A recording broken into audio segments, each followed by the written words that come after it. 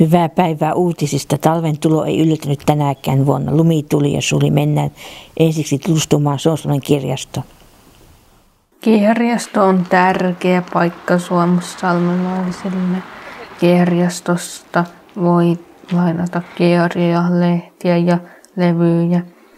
Kirjastossa voit käydä myös tapaamassa tuttuja ja poimia kirjauutuudet hyllystä. Lehtisalista löytyvät monet maakunta- ja aikakauslehdet. Monet lainaavat e-kirjoja, joita luetaan ruudulta. Kirja on kuitenkin kätevämpi lukea siihen, et tarvitse puhelinta tai tietokonetta.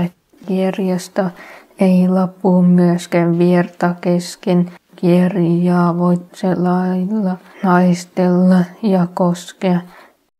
Uutista kiitos, hyvää talven odotusta.